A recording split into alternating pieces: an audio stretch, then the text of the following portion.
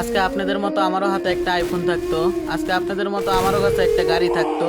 হয়তো নতুন গাড়ি কিনে দিতে পারতো না, চলার মতো একটা গাড়ি কিনে দিত। কারণ আমি চাই না জোর গলায় কথা বলে তাদের মনে কষ্ট দিয়ে আমি ভালো থাকি।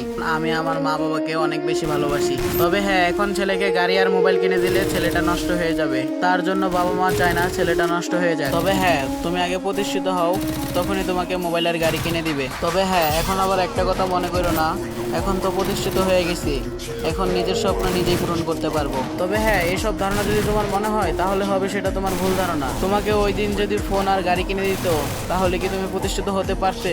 পারতে না।